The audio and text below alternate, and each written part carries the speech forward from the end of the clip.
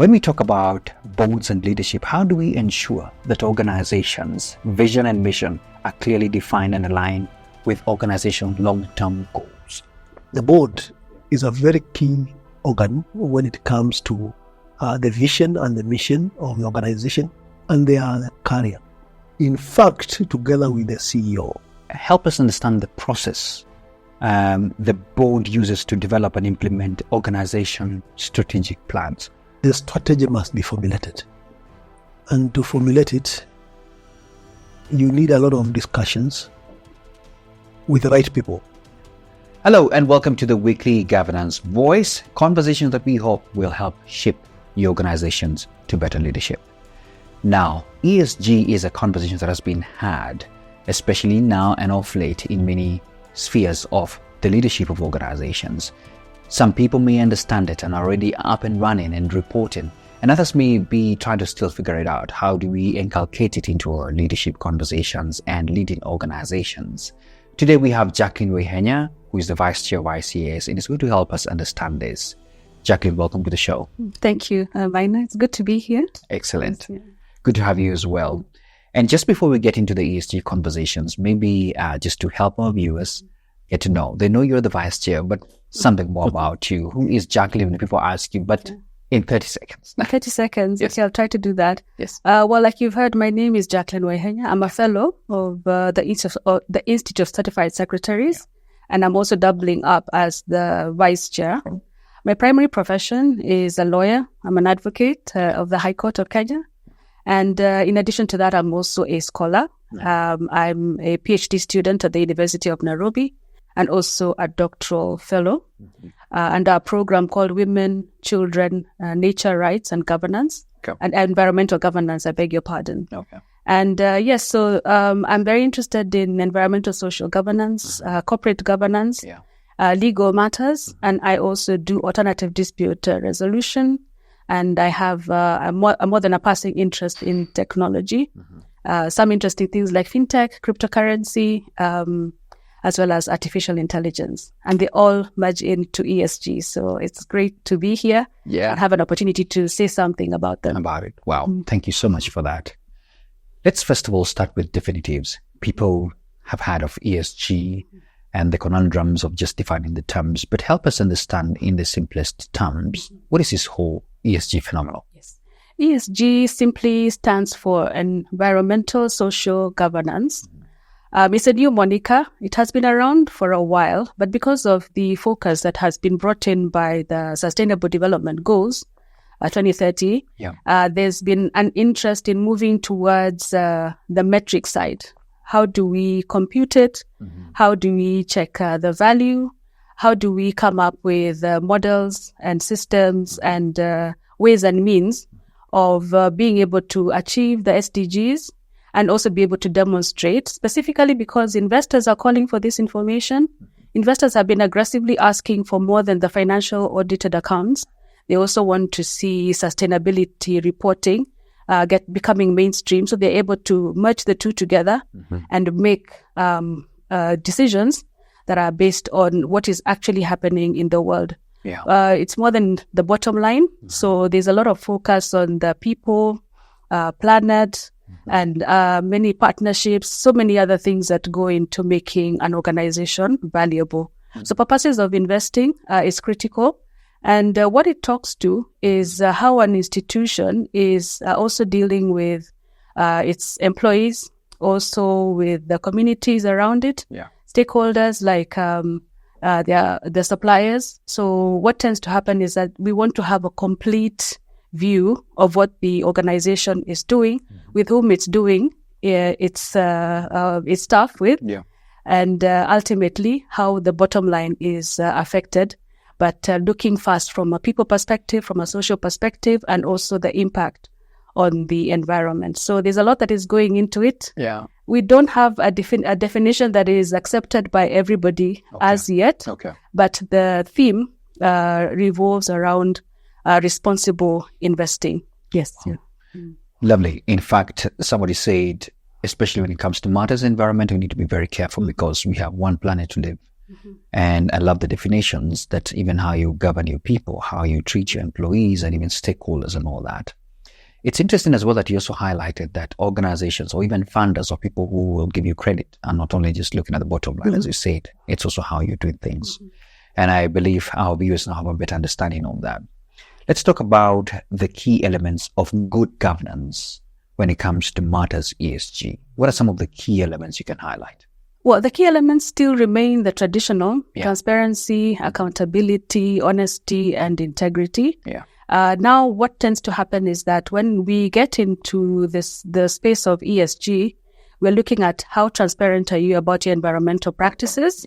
So, of course, everybody wants to aspire to be, to say that they're able to treat the environment well. One of the new emerging phenomenons is that you can actually charge more if you have an a good governance, environmental track record. So it's becoming something that people use to advertise. So because of false advertising, we want to be sure that you're actually doing what you're saying that you are. The companies that do not are caught up with a new legal or a foundation to mount legal charges called greenwashing.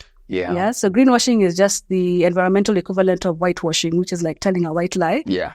Nobody is too happy about that. So if you're not honest about that, if there's no integrity, meaning that you said you have these systems, but they aren't being maintained. If you're using, they call them little fingers, using child labor.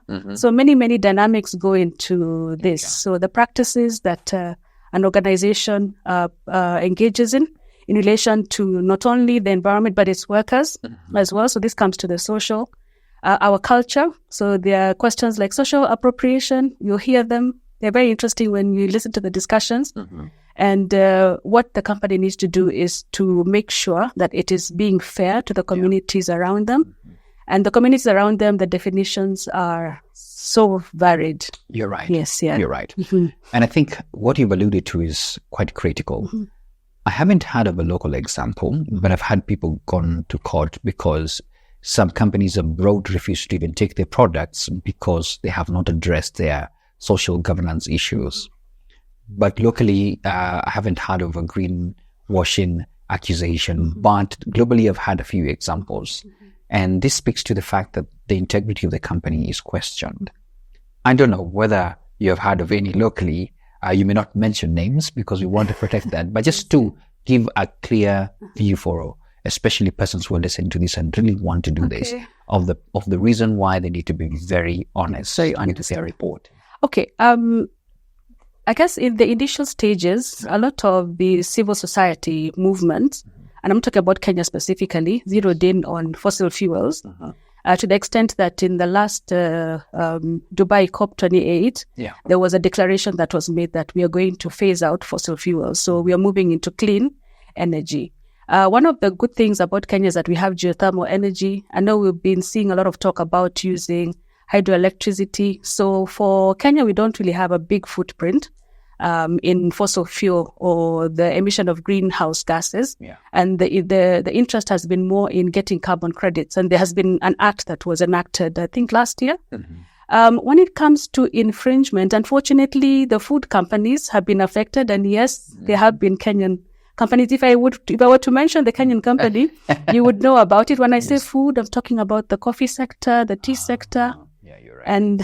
And you may... There's been some examples. There are some examples that touch on Kenya, not very positive. And perhaps is something that we all need to investigate. Look from a local perspective as opposed to the international media picking it up for and on our own behalf. Yes. You're right. And I think it's also important to mention that this has a very great effect at the end of it all to the bottom line. Okay, let's move on. And I just want to bring in the role of governance in especially governance professionals in promoting ESG initiatives. Please enlighten us on that. Well, the governance professional is uniquely placed, first because they have had training. So they're aware and they're able to point out the areas where we need to think about, there are laws. There are actually quite a number of laws that impact the environment, also social. And just to give you some examples, for environmental law, we have our EMCA Act, Environmental Management Act in Kenya. We have the Mining Act, It affects communities as well. So somebody who has that background, if you task them with it, then they'll be able to not only identify the laws, consider questions of compliance. So they'll be able to put in place a framework within which you can be able to map out all the statutes that are applicable to you on the national level. If you're looking at Kenya, there's also some county acts at the devolved government level. So they'll be able to find those out for you. If there's anything that has an impact for you, the urban cities, there's an act that also outlines that. So somebody with that background will be able to scan the environment, and when I say environment, I'm talking about the illegal environment, so that they can be able to make sure that you not only do you know what requires to be done, that you also comply, and that there's a compliance check. And not only the tick the box exercise, but also put sustainability on the map, so that we're looking short term, mid term, and also the long term. Okay. Yeah. Let's talk about integrating, because I'm sure that's the question most people are asking. How do we integrate this into our organization? Help us enlighten them on how they can integrate ESG into their strategies.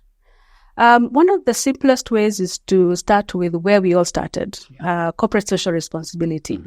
That tends to enable an organization know this is where we need to be responsible. And when we get into those sort of policies, anything that has to do with responsible investing, then you identify who are your communities, because each institution has its unique community which will be affected. Think about business and human rights. When you speak about human rights, then the questions of is there equality? Is there fairness? Are we looking out to our citizens who are just next to us? We have such a huge population that is disadvantaged. How are we taking care of them? Where they are situated? If you're in, just as a ballpark example, if you are in a sugar growing area, are you taking care of the sugar farmers, their interests, their needs? And we're talking about looking at infrastructure. I'm using this example because it has been done by some of our quoted companies. They put tarmac roads, they put water. So those are the questions that you need to ask yourself. So the SDGs, there are 17 of them. There's a wide variety. Absolutely. It's just a question of matching one SDG to your community. And also it can really also help the organization itself. You know, you've spoken about some component, because most people, when they hear ESG and CSR, they think it's one and the same thing. I just wanted to put you on the spot a little bit. Could you, in a sentence or two, I know it could be long, help us differentiate, hey, we moved from, this to this, that kind of thing. The best way I can answer that question is to look at the traditional corporate governance as transactional. When I say transactional, it's individual. So when I take the example of the company and its employees, that's an individual transaction. Just looking at that relationship, there's one party who may be more willing than the other to be in the relationship. Of course, usually the employees have a lower bargaining power. So whenever there's bargaining power, then, and this is where we talk about human rights. So where there's the bargaining power of an individual, then it becomes more than just a transaction. So when you look at one employee, then it's just one employee. If it's a group of employees in one organization, they're the employees of that organization. But then if you look at all the employees around the country, then you have a huge class that needs to be taken care of. So I'll use the example of technology and the way we are adopting it so quickly. And we're now, actually, we are screeching into AI at a very fast rate. And of course, one of the biggest fears is that AI will come and take over our jobs. So it seems like it's an out there proposition, but the truth is, when you wear a smartwatch, when you take your phone and order something online, then you're bringing in technology to do what should have been done by one individual or one employee. What an organization should think is, okay, we're adopting new technology. We're all going digital. We all have adopted it. But how will this affect the people who are working for me, for my industry, my competitors? Can we create a way to build capacity for them, to train them to be able to provide the services on that new platform, as opposed to investing in new technology and phasing out a whole group or a whole profession. Yeah. The previous episode, we had a great conversation with the chairman, and we talked about board members and everything else. But now on narrowing down to ESG, I wanted you to enlighten us how board members can influence the integration of ESG, how board members can really, especially ensure that these organizations have really ensure that the principles of ESG as well are within the strategies of the organizations to sit in. Okay, we start with where your question ended. Yes. The strategic plan Absolutely. has to address ESG. And first of all, the directors themselves need to train themselves to understand what this new animal is, because it is a new way of thinking. Yeah. At ICS, we do train. We work with the University of Nairobi, and we do ESG training. Okay. So at least get the basics, the building blocks. Then once you have a working knowledge of the building blocks, then you customize it to your industry. The role of the board is to play a policy role. Yeah. So if they are able to integrate it into this strategic plan, into the operational plans and the goals that are being set by the company, and at the very least, in the next couple of, I don't want to say years, months, they should be coming up with a sustainability reporting strategy that is inbuilt into the board, the strategic plan. How they do it can be left entirely up to them. But then they need to be able to put it in place and also have a reporting mechanism so that every time they're meeting, we recommend 4 board meetings in a year. Okay.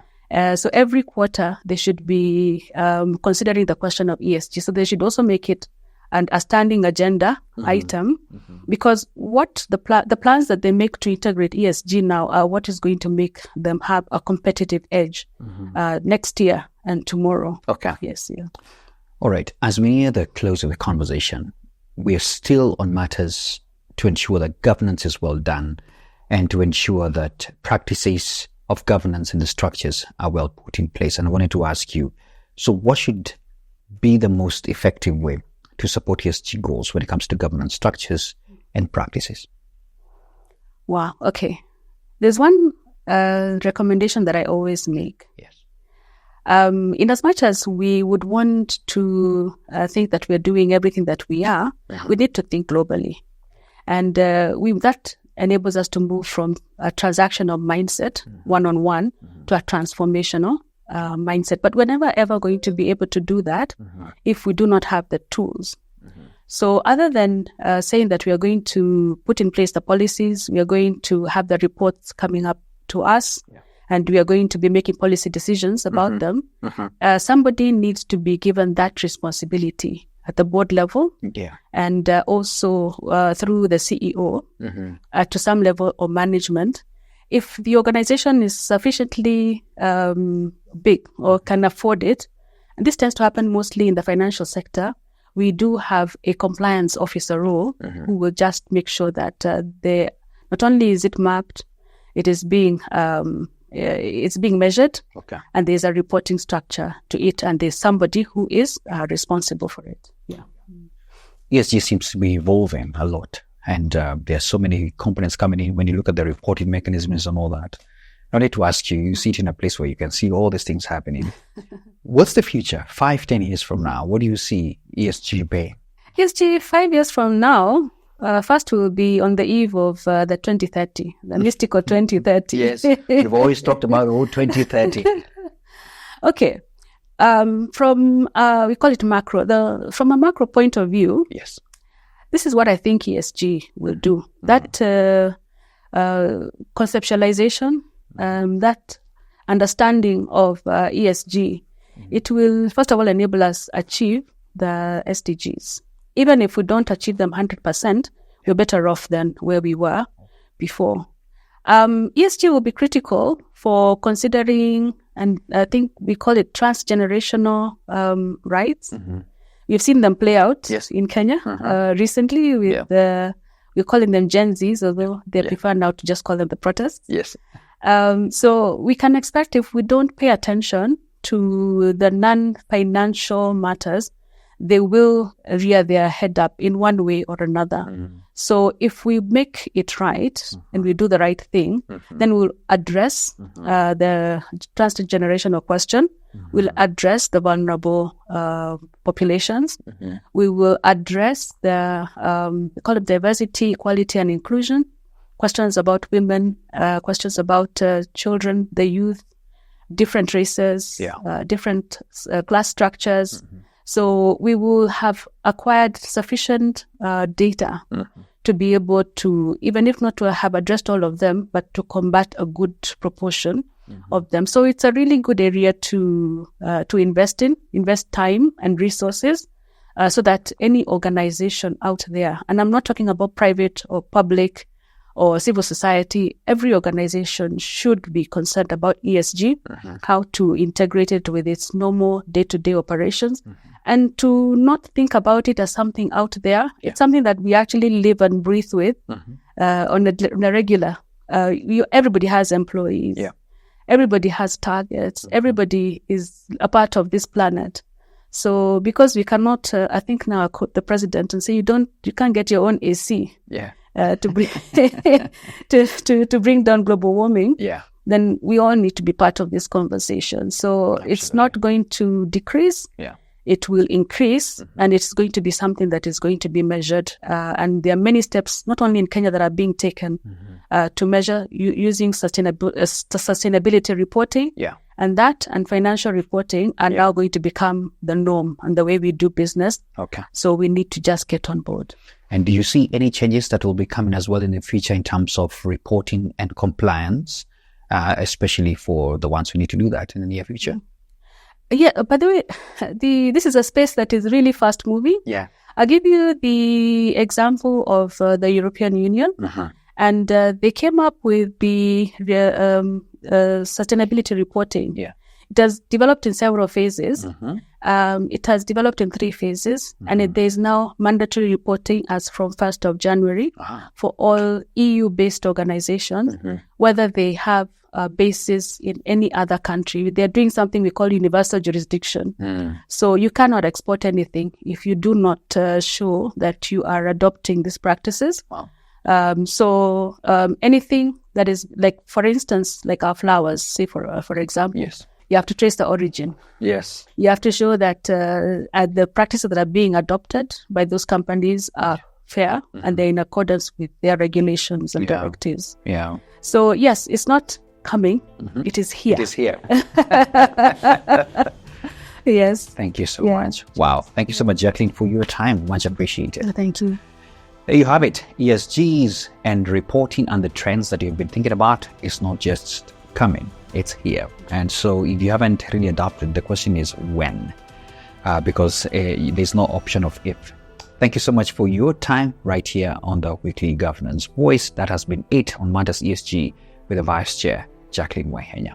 Thank you so much and see you next time.